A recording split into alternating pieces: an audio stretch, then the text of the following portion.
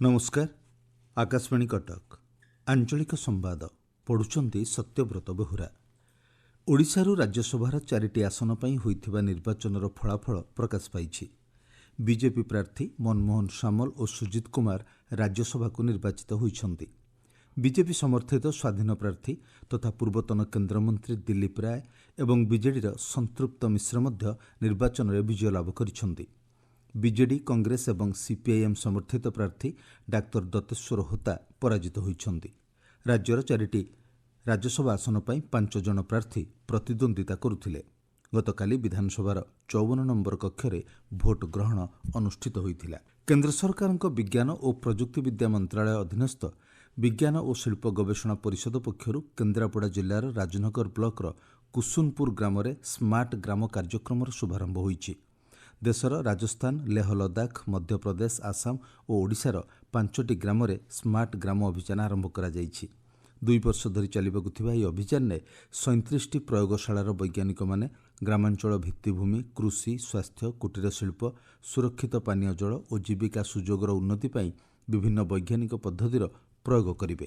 ଏହି ଅଭିଯାନ ଜରିଆରେ ଗ୍ରାମୀଣ ବିକାଶ ପାଇଁ ଏକ ସ୍ଥାୟୀ ଓ ପୁନଃ ବ୍ୟବହାରଯୋଗ୍ୟ ମଡେଲ ସୃଷ୍ଟି କରିବାକୁ ଲକ୍ଷ୍ୟ ରଖାଯାଇଛି।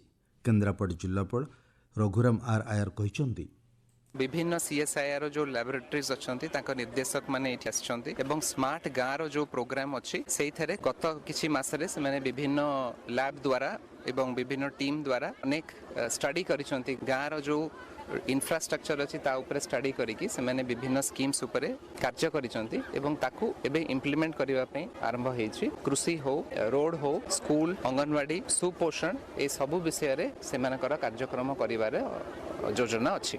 राज्य में माओमुक्त जिले में क्रीड़ा भित्तिभूमिर विकास पर 485टी ग्राम को 50,000 टंका लेखाएर क्रीड़ा किट जोगाई दिया।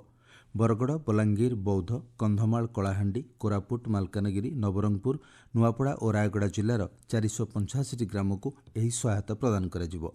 राज्य सरकार यह योजना 2,42,00,000 टंका मंजूर करिसंती। शिक्षा अधिकार आईन अनुଯାयी राज्यर बेसरकारी विद्यालयगुड़िकरे आजिठारु आर्थिक अनग्रसर श्रेणीर पिलामानंक नाम लेखा आरंभ हेबो। विभिन्न चयन और जांच प्रक्रिया शेष हेबा परे लटेरी माध्यम 27,370 जन छात्र छात्री चलित मास शेष सुधा नाम लेखाइबे। बेसरकारी विद्यालयगुड़िक नाम लेखा पई चयन होइथिबा छात्र छात्रींक अभिभावकंठारु नाम लेखा पई अर्थ आदाय करि परिबे नाही। छात्र छात्री उच्चशिक्षा क्षेत्र में सुजोग वृद्धि करने लगी साधारण स्नातकोत्तर प्रवेशिका परीक्षा सीपीईटी पाई आवेदन समयसीमा को आसंताकाली राति 11:45 पर्यंत वृद्धि करा जाइछि। गत 15 तारिख में आवेदन प्रक्रिया शेष होइथिला। आसंता एप्रिल 27 रु मे मास 10 तारिख पर्यंत विभिन्न स्नातकोत्तर विषय पर प्रवेशिका परीक्षा अनुष्ठित हेबो। गंजाम जिलार प्रसिद्ध इष्टदेवी माँ तारातारिणी द्वितीय पाଳି चैत्र मंगलवार यात्रा आज सकाळु आरंभ होइछि। मंदिर द्वारफिटा नीति पर मंगल आलती, अवकाश, माजणा आदि नीतिकांति संपन्न करा जाई माँ तारातारिणी दुई भौणी को महालक्ष्मी बेशरे सज्जित करा जाइछि। राति 3टारू मुंडन कार्य आरंभ होइछि। प्रशासनिक अधिकारी माने यात्रा परिचालन में नियोजित होइछंती। अन्य पक्षरे जिलार ऋषिकुलिया और बड़ नदी संगमठारे महाबारुणी स्नान अवसर में लक्षाधिक श्रद्धालु बुड़ पकाइबा सहित पितृपुरुषों पिंडदान और अस्थि विसर्जन करुछंती। ब्रह्मपुर उपजिलापाल कार्यालय जातीय महिला आयोग और राज्य महिला आयोगों मिलित जनशुणाणी शिविर में 29टी मामला मध्यरु सहमतिक्रमे 5टी मामलार समाधान करा जाइछि। अन्य मामलागुड़िक आरक्षी अधीक्षक और जिला आईन सेवा प्राधिकरण को समाधान पर पठा जाइथिबा जणापड़िछि। शिविर में राज्य महिला कमिशन अध्यक्षा शोभना महंती और सभ्य माने जोग देइथिले। भद्रक महिला महाविद्यालय में अनुष्ठित राज्यस्तरीय आलोचना चक्र में इतिहास मानव जाति प्रगतिर मार्गदर्शक बोली मत प्रकाश पाइछि। इतिहास विभाग आनुकूल्य अनुष्ठित कर्मशाला शिक्षाविद माने जोग देई इतिहास को समृद्ध करिबारे साहित्यर अवदान संपर्क में आलोचना करथिले। गंजाम जिले में जनगणना निमंते क्षेत्रस्तरीय जनगणना प्रशिक्षकों प्रथम पर्यायर 6 दिनिया प्रशिक्षण शेष होइछि। 4 जन प्रशासनिक अधिकारी समेत 144 जन को प्रशिक्षण दि जाइथिला। नवरंगपुर जिले में 36 जन क्षेत्र प्रशिक्षकों को प्रशिक्षण दि जाइथिबा जणापड़िछि।